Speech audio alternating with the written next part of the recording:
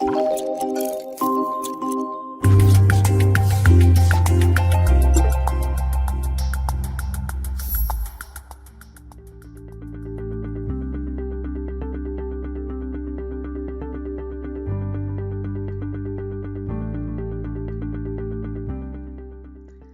comorbidités au cours des maladies auto-immunes et auto-inflammatoires rares.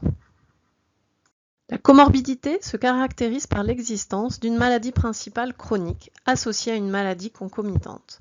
Par exemple, un lupus systémique associé à une hypertension artérielle. La survenue d'une comorbidité, c'est l'apparition de symptômes qui ne sont pas en rapport avec la maladie principale.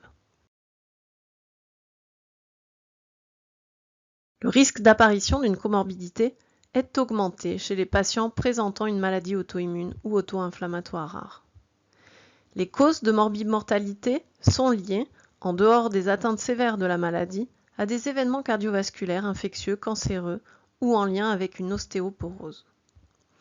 La prise en charge et surtout la prévention de ces comorbidités est donc aussi importante que la prise en charge spécifique de la maladie principale.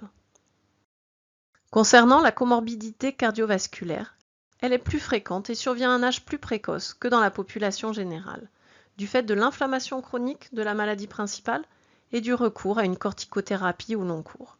En plus, bien sûr, des facteurs de risque traditionnels, tels que le tabac, le surpoids, la sédentarité ou encore l'hypercholestérolémie.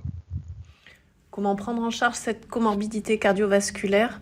Tout d'abord avec l'obtention d'une rémission durable de la maladie, notamment grâce au traitement, la diminution voire le sevrage, lorsque c'est possible, des corticoïdes, l'évaluation régulière du risque cardiovasculaire, incluant notamment un bilan sanguin régulier avec dosage du cholestérol et de la glycémie à jeun, et puis si besoin, le recours à un traitement antihypertenseur, un traitement contre le cholestérol, voire un antiagrégant plaquettaire.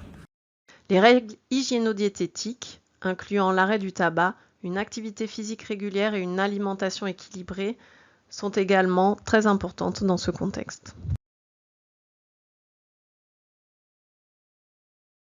Concernant le risque infectieux, il est lié à la maladie principale et au traitement, notamment les corticoïdes, qui diminuent l'immunité, c'est-à-dire la capacité du corps à se défendre. Comment le prévenir? Tout d'abord, par les principes élémentaires d'hygiène et d'éducation, comme le lavage des mains, les gestes barrières.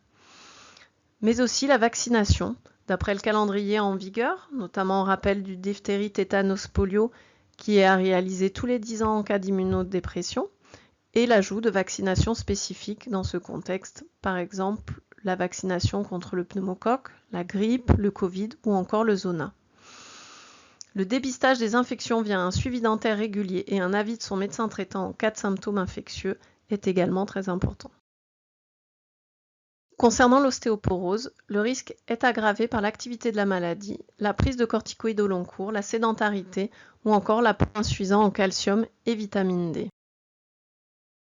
Comment prévenir le risque d'ostéoporose? Via l'arrêt du tabac, l'activité physique régulière, le sevrage des corticoïdes, l'apport en vitamine D ou encore l'alimentation riche en calcium, et si besoin, un traitement dédié. Concernant les cancers, le dépistage des cancers comme proposé dans la population générale est recommandé, notamment test de dépistage du cancer colorectal entre 50 et 74 ans, ou coloscopie en fonction des antécédents, le frottis cervico-vaginal pour les femmes à partir de 25 ans, la mammographie de dépistage pour les femmes entre 50 et 74 ans, et la protection solaire et suivi dermatologique régulier. La fréquence de ces dépistages va bien sûr être variable en fonction de chaque individu. Et le moral dans tout ça? Un soutien psychologique, voire une prise en charge spécialisée est souvent nécessaire. N'hésitez pas à vous faire accompagner. Enfin, évitez l'automédication, notamment par corticoïdes, et faites-vous aider pour le sevrage tabagique.